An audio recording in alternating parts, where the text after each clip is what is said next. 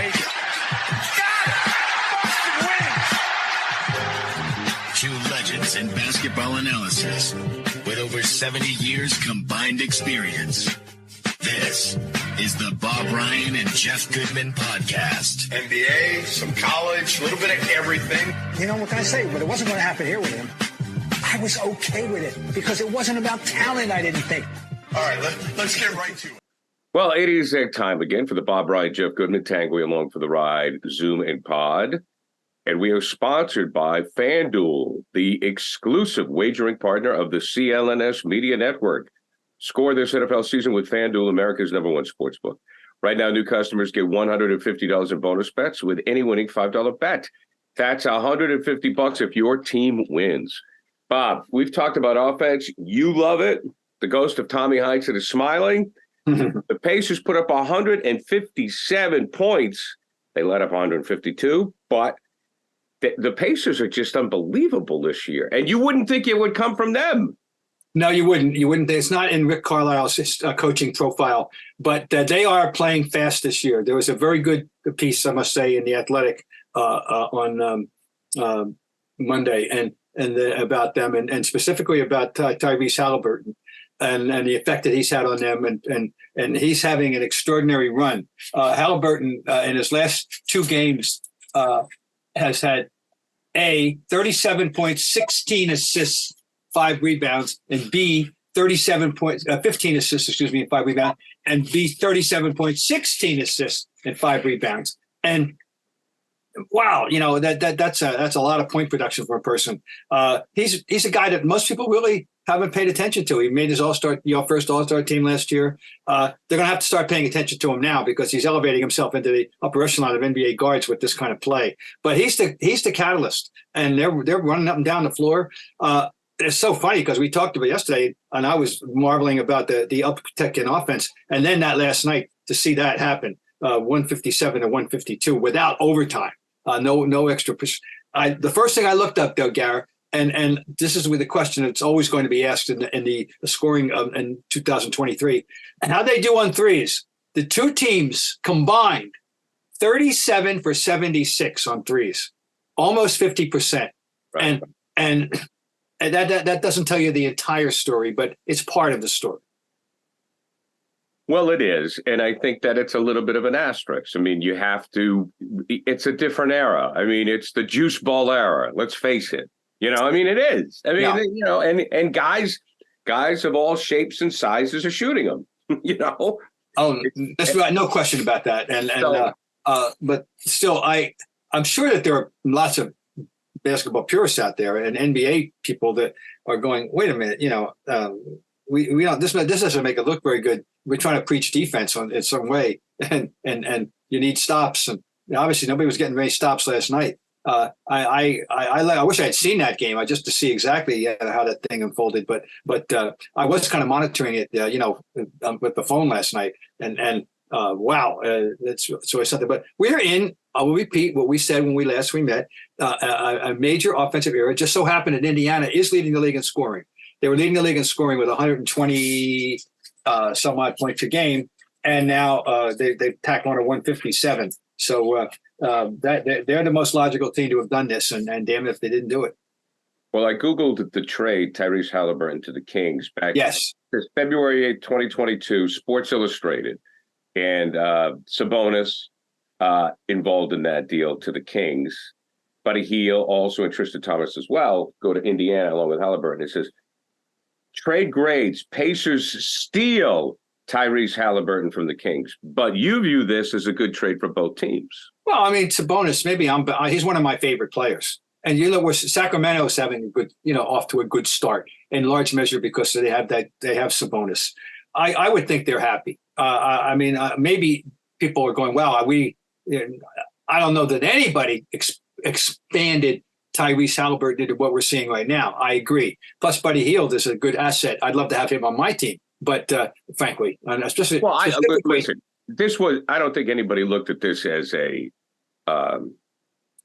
earth-shattering deal at the time. I mean, you know, I just got a kick out of the headline. You know, at the time the deal was made, people thought that, you know, it was going to be a one-sided deal, and it hasn't turned out that way. But of course, nobody thought that he would have this type. No, I mean, I never gave him two thoughts. I knew he was a pretty good player. I remember him at Iowa State and all that. Fine, but no, this is elite stuff. This is making a bid. I mean, if you're going to go all NBA right now on the first month of the season, he's one of starting guard. He's got to be there. So no one foresaw anything like that, and good for him. But I will insist that this was a fair trade because of Sabonis, and look what Sacramento's doing. And they were a fun, dangerous team by the end of last season. And then they're a team, one of my teams I call the up and comers in the league this year, and they're clearly there. And Indiana's there too. Good for both of them. I'm happy. I would like to think that this is a trade where both GMs are going, okay, this is a kind of fair trade that you always want. The both teams got what they want. Well, I just think it's always good when there are new names in the mix. When you look and you see, okay, who's playing tonight? Oh, I'd like to watch him. No kidding. It's good for the league. Like, I would not have thought of, like, as I'm scrolling, so the Celtics aren't playing. Oh, Tyrese Halliburton's playing tonight. Okay, let me see if it's on TNT, or let me see if I can get it. Yeah, it's good for business. There's a lot of that going around the league this year. There is. Like John Moran, when he comes back, we're going to be watching him.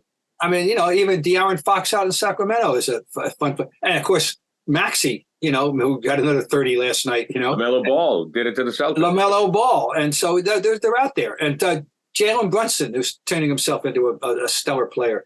So, and not to mention the young guys that, the two big kids that, are going to be the story all year, Wembanyama and Holmgren. So there's a lot going on in the league. I think if I'm Adam Silver, I'm feeling good about things in that regard. Okay, so now in the in-season tournament, which you and I both have said doesn't really matter to us. We're not haters. If you like it, fine. If it works for you, fine. But I saw that the Lakers and the Pacers have won their group. So I'm curious. Do you think that this tournament could have an impact on a team's real playoff run? In other words, they gel, they win the in-season tournament, they get a little bit of confidence, and they find themselves. If it's an outlier, I mean, if it's going to be, if the team in question is Denver or even Boston, I don't think that's going to have a appreciable effect on their psyche. But I think if the team in question is for example, Indiana, or somebody that wasn't supposedly in the elite, it might. This is a whole lab experiment that Adam Silver has foisted on us. We don't know how anyone's going to react to that. So let's wake up on the morning of December 10th and see what people were saying, because that's the day after when it's over in Las Vegas. We don't know how the coaches are going to react. We don't know how the players are. Ultimately, I think we can basically say that most people in the league who had to participate in it gave it a shrug. It wasn't that they're playing these games. They're not looking at these games, I don't think, yet. Oh, it's an in-season game. It's just a game on the schedule we're going to have anyway. Just happened to be on a Tuesday and Friday, and they've designated the Tuesdays and Fridays are the in-season games in November. But we'll see. Maybe they'll get excited by it. Maybe. Well, I think guys like to go to Vegas. I've said that before. Well, that's the thing. I mean, is the carrot. If you find yourself in the hunt, right? And it's like, okay, guys, come on, let's go out and play ball tonight because we get a trip to Vegas. And if you're 25, 26, 27, and you're a millionaire, okay. And there's money. And as I said, the money. And the money is obviously affecting the, players 9, 10, 11, and 12 on the roster, not so much 1 to 8. But, obviously, LeBron is not playing for the money, except for tip money for something. But a lot of they are playing to enrich their less fortunate teammates in terms of the money. Yes, the less fortunate teammates. Yes. Yeah. Sure. So, but there is money, and it's a point of pride. The thing. In that regard, they look at this world. So many of them keeping score by the money, and so okay, fine. If that's an incentive that makes them play harder, fine. Score early this NFL season with FanDuel, America's #1 sports book. Right now, new customers get $150 in bonus bets with any winning $5 money bet. That's $150 if your team wins. If you've been thinking about joining FanDuel, there's no better time to get in on the action, NFL. The app is so easy to use. There's a wide range of betting options, including you got spreads, you get your player props, you got over-unders, and more. So visit FanDuel.com/Boston and kick off the NFL season. FanDuel, official partner of the NFL. I just never thought that it could be an avenue to gel. I mean, you get a team that comes together, they do a little mini road trip, they go to Vegas, maybe they find themselves, they get a little, I mean, who knows? I mean, you're right. For the Celtics, for the Suns, for the Denver, I mean, Philly, it doesn't matter. But a team like Indy, who knows? Because I didn't think we'd be talking about the Pacers this year. No, they were me neither, but never that we'd be talking about them as the racehorse team out of the ABA days with Rick. And I love Rick, but Rick's Rick's more orthodox, traditional coach, and this is Doug Moe revisited. This is good. This Doug is Moe. Okay, right now we're almost up to Paul West. Oh my Bob, I love Doug Moe. Oh, okay. This is story time. I remember Doug Moe. For those people who don't know, Google him. Kids, Google this guy. M-O-E. Coach of the Denver Nuggets. And then he wore these leisure suits. He had these crazy shirts, and the shirt was always like half off. His hair was wild. I mean, he looked like he should have been running with Dan Tana on, the show Vegas with Robert Urich. I loved Doug Moe. And then he goes to the Sixers. They put him in a suit, GQ. He's got his hair coiffed back. I'm like, what? No. What have you done to Doug Moe? Give me a Doug Moe story. We're in Denver in 1987, the 86-87 season, and Kevin McHale is on a monstrous run. And we get into Denver, and Doug Moe would have his pregame session, and he would invariably tell you the truth. Unlike, in other words, if he thought they were going to win and they were playing well, okay, look out, guys, we're ready. If he thought they were in a tailspin, he would tell you. So, and this particular things weren't going so well for the Nuggets when we arrived. So Doug's pronouncement to the media before the game was, if I were you, I would take the Celtics, the points, and the extra points, unquote. Game starts, and Kevin McHale scores the first 13 points of the game and breaks Danny Shays' nose in the process with an elbow. And that's how that game started. And of course, the Celtics did, of course, win, and you would. So that was one Doug Moe. Another Doug Moe it's the 1979 playoffs, and he's in San Antonio before he goes to Denver, and he's coaching the Spurs against the Washington Bullets then before they changed their nickname, and he said it was an off day and he had a short practice. He was noted that they didn't overburden themselves in practice with Doug Moe because Doug had other priorities too. And he said, my biggest problem right now is that my golf course doesn't allow sixums on Thursdays. That's, but Doug Moe was a proponent of offense, baby. Oh, also, but out of defense, they were pressured. They pressured you. He wanted his backcourt to create steals and turnovers, and when they did, boom, they were off the other way. But he was a major proponent of offense. He coached Issel and Thompson, right? Yes. Oh, he had and Alex English. Alex English. I mean, he had some wonderful offensive teams, and he was one of the most refreshing people in the history of the league.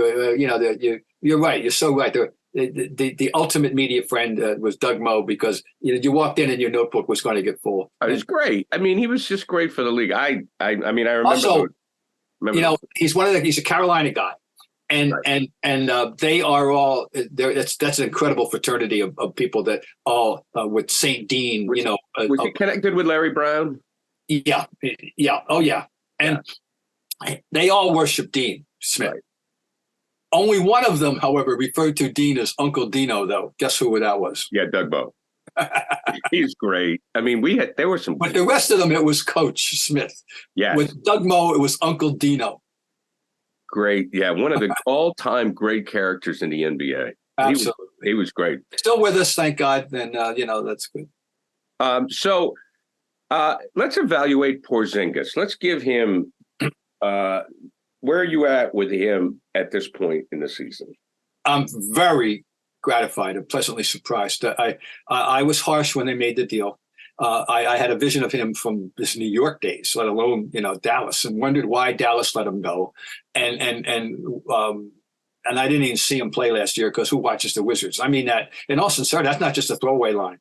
Who watches the Wizards, Well, right? nobody did. I mean, no. I mean, they're on TV. You're looking for a movie, right? So last year, I knew it, and so now the deal's made. Okay, wait a minute. Wow, he did score 23.9 points a game when I wasn't looking, and so okay. Then I find out that and I had that vision of him just being a 7'3" jump shooter and nothing else. And I believe I'd said the guy's 7'3" going on 5'3". I'm not too enthused. You did. All right, I did. Well, then I find out that he did a lot of posting up last year when I wasn't watching the Wizards play to help him get those 23.9. And then I find out from a very good source that the problem for him, according to the source in Dallas, was that Rick Carlisle wanted him to stand out there and take a disproportionate number of jump shots, and he wanted to diversify his game. Well, that surprised me in both cases for both reasons. But okay, so all right, so now I'm a little bit more open-minded, before we see him play. Now, the other thing I heard about him in my research, quote unquote, was he's going to help you on defense more than you think. A, he is a rim protector, and B, he is more laterally mobile than you might realize. He won't be a big liability on the pick and roll. So, well, guess what? He's a good basketball player. I am watching a guy that combines a little of the old. He hadn't even really hit his stride to shooting threes yet, by the way. He's not. I don't know what the percentage is, but my mind's eye tells me, he's got his best 3-point shooting ahead of him this year. But he is a smart. He does the great roll to the basket thing. He is a good rim protector. Saved a game the other night. Won a game by blocking a shot at the buzzer. A beautiful block. And he can pass a little bit. He's a good basketball player, and I'm happy to have him. And I think it was, so I give him A- right now. I'll give him an A- so far. Yeah, I mean, I was optimistic. I was just optimistic because I had seen that his numbers had gone up in Washington, and I know that this coach likes to shoot threes. But I've been even more impressed. Yeah, he's a basketball player. The thing that impresses me, Bob, about this team, the Celtics, is that, look, they went through some changes. Marcus Smart, he was a fan favorite. He had some friends on the team. Jaylen Brown got the big contract. We all know that the pressure is going to be on him. So you brought in, Drew Holiday, and you brought in, Porzingis. So you brought in a new point guard, and you brought in a new big man. Yeah. And they've gelled pretty well. They had a little, coming off a road trip in which they went 3-1, and the last two games they were winnable and they both were losable, and they won the one that was losable and they lost the one that was winnable, I guess. But anyway, they got 3. People are going to overreact. That it wasn't pretty at the end. It was disappointing. Well, yeah, I mean, I keep coming back to this. If Drew Holiday makes the 2 free throws, they win the game. It puts them up by 4, and they win the game. And that's not going to happen again. He's not going to walk up there and miss 2 free throws like that too often. Hey, Larry once did it. I never forget. Larry came out of the All-Star break one year, and they go to Sacramento, and he bricks 2 free throws, and they lose the game. So if Larry Bird can do it, folks, Drew Holiday can do it, and anybody can do it. So I'm not worried about that. I'm not overreacting to what we saw. The components are here, as we know. The components of the chemistry looks pretty good, pretty quick. Yeah, well, it's and of course they didn't have White in that game, and once again we can't. Right. Everybody's missing people at times, and but they didn't have White, and it showed. And I hope he's back against the Bucks, and but if he's not, then they're going to have to make do, and that's that. But you should be happy. Celtic fans should be generally very pleased, and plus we're watching the coach too. This is year 2 for the coach. The coach, he's learning. I mean, and that we can't overrate that, or underrate the fact that Joe Mazzulla is a guy on the OJT in this second year, and he's still a young guy. Let's talk about LeBron, and we haven't talked about him a whole lot because of the rise of the other stars in the league, and also the Lakers kind of where they're at. But LeBron reached 39,000 points, so he's going to break 40,000 is the feeling. Here's a guy that has played in 1,435 games in 21 seasons. Now, Michael, who we compare him to, And Celtics traditionalists like you and myself will also talk about Russell in the conversation as the greatest of all time. But Michael played in 400 less games, right? So when you talk about the points, you really can't compare the two. But I will say this. I'm going to enter this into the discussion. When we have had the argument, who's the greatest player of all time, LeBron James or Michael Jordan, longevity's never entered into the discussion, at least with me. Okay. Now should it? Well, see, there's multiple layers to the discussion. Anytime you get into GOAT in any, whatever it is, could be music, could be cooking, could be, but in sports, let's stick to sports. You're going to have layers because not all positions are created equal. Not all careers are created equal. Everybody has certain personal preferences about what matters more to him or her in evaluating a player or a team, et cetera, et cetera, et cetera. In basketball, you've got peak value, to throw in there, I think, as well as longevity. On sheer longevity, what LeBron is doing, there's two people that had remarkable. All right, let's start with it. Who's the greatest basketball player of all time if you go on the following criteria? The greatest career of achievement from high school through professional. There's only one answer. It's Russell. No, he was nobody in high school. Oh, really? Nobody. That's why he went up in a local school thanks to a recommendation from an alumnus. Well, he got two NCAA. I know that, but I'm talking about the whole career. Okay, the all right. The greatest career, unarguably, is Lou Alcindor / Kareem Abdul-Jabbar. I should have gotten the numbers ready. Well, let me tell you this: he lost single-digit games in high school and college. All right, think about that. Right. He lost single-digit games total in high school and college, and he was the reason. Starting the sophomore year at Power Memorial High School in New York City. Okay, he wins 3 national championships. Nobody else has ever done that at UCLA.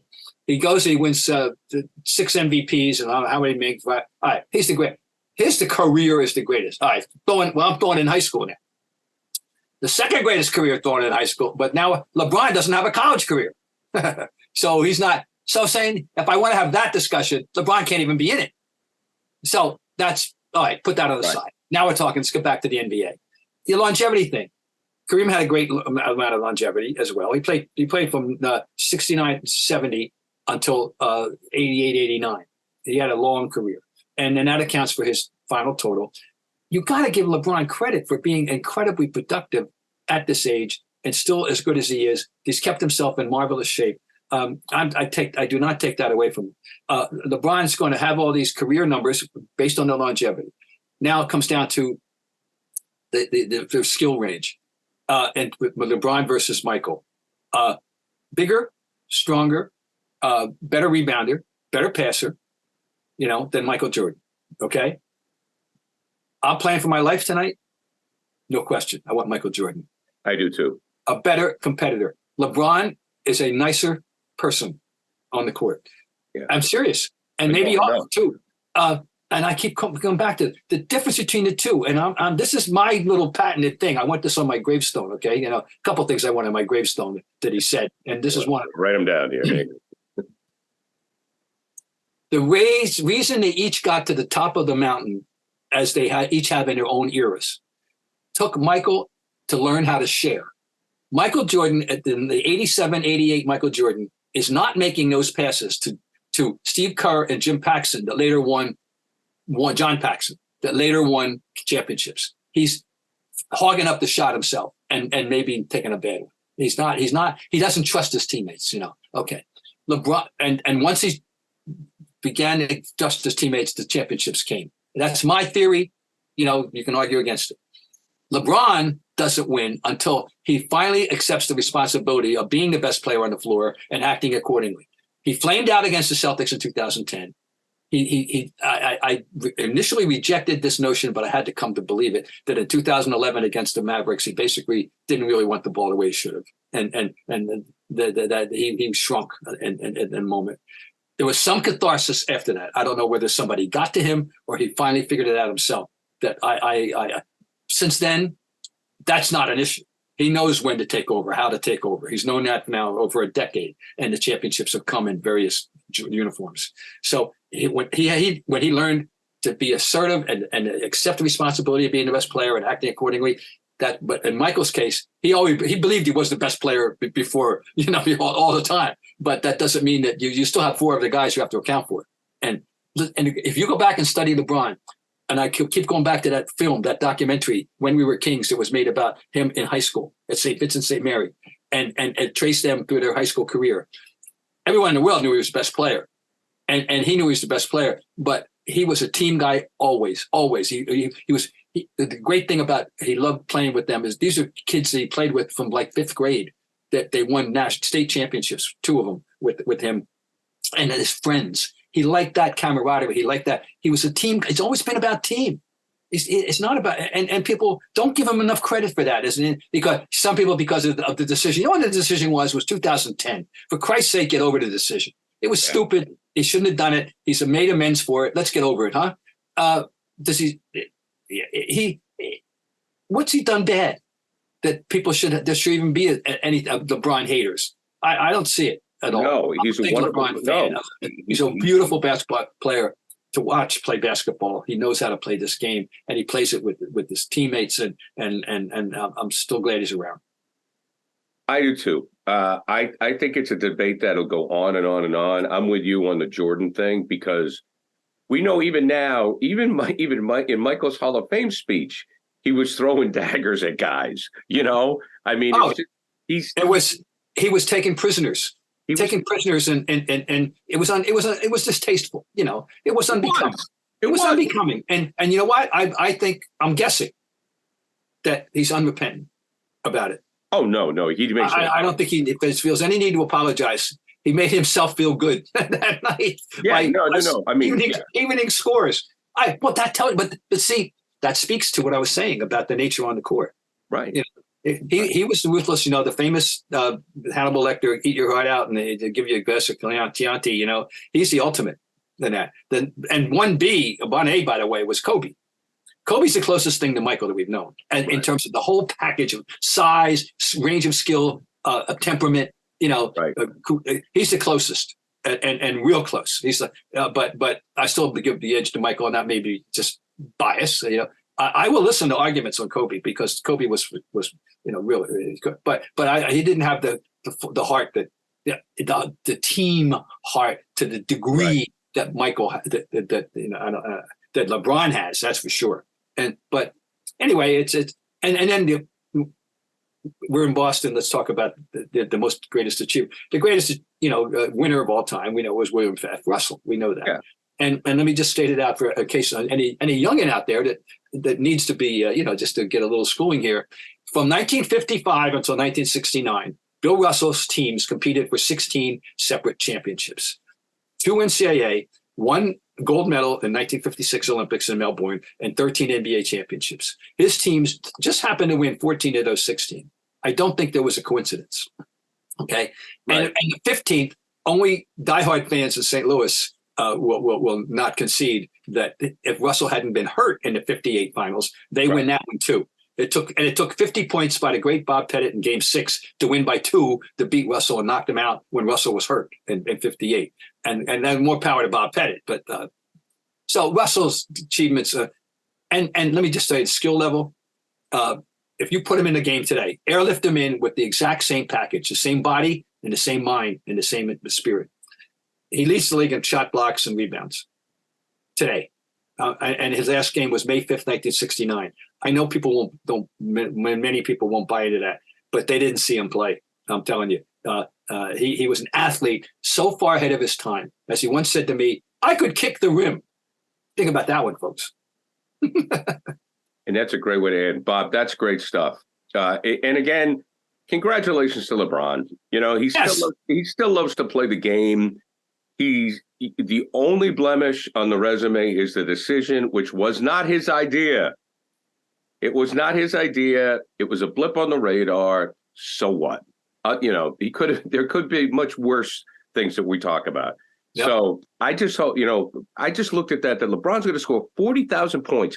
And he's close to 40 years old, and he's putting up 39 points in a game. Now, the one part of the discussion we're talking about all-time cumulative points now, of course, is the 3. and how that too, sure. That's another argument. But you have to something, Bob. This is what I'll say about that. It takes skill, though. That's not an easy shot.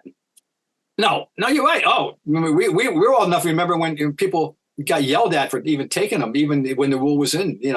People. It's a shot that people encourage, but everybody's practicing. Every kid in America is out there shooting threes. It's not an easy shot to make. No.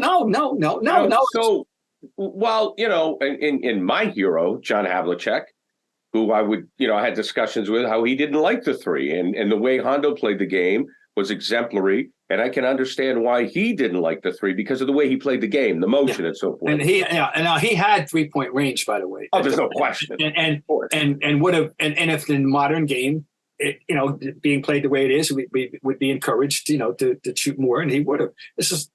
But he did have this. I can tell you the guys that had range and who didn't. He did. Jerry West didn't. West didn't have. You don't think so? No, he wasn't that kind of. He was a middle range shooter. Middle range. He wasn't. I'll tell you the guy that I would love. He must be wake up every day and say, "Why was I born?" Well, he had good things happen, but why wasn't I born a little later? The best Jerry Lucas would have thrived in this. The Knicks had a very odd offense in that the two forwards, Lucas and DeBusschere, had better range than the two guards, whether it was Frazier and Barnett or Frazier and Earl Monroe. All those three guards were all middle range shooters. They weren't distance shooters. Right. And the two forwards could shoot from downtown, and they did, to the degree that you would do it in those days. Not the way you do now. But Lucas would have been a sensational 3-point shooter. What about Sharman? Total middle distance. Oh, okay. Ultimate 15, 17 foot. But that's the game. Why? The whole point, Oscar Robertson, we used to say, if Oscar had a 15-footer, he wanted a 10-footer. If he had a 10-footer, he wanted a layup. And he worked the game in. Oscar didn't have 3-point range because he didn't need it. He wouldn't want it, but now he'd have to have it, and he'd have it because he's Oscar Robertson. He'd practice, he'd be good. But no, Oscar was totally, that wasn't his idea. The whole game was, get a layup. And right. That's what you wanted. The ultimate prize was getting a layup, not passing out for a three. Anyway, it's a different game. And there's, we can lament all we want, but the three ain't going anywhere. So no, it's not. And we still love the game and we love the scoring. And I mean, I don't think we have a whole lot to complain about. Bob Ryan, happy holidays, my friend. Always a pleasure. Jeff Goodman will be joining us next week. And thank you to FanDuel. We're giving thanks. FanDuel is the exclusive wagering partner of the CLNS Media Networks. Score early this NFL season with FanDuel, America's #1 sportsbook. Right now, new customers get $150 in bonus bets with any winning $5 moneyline bet. That's $150 if you win. Bob, see you next week. Take care.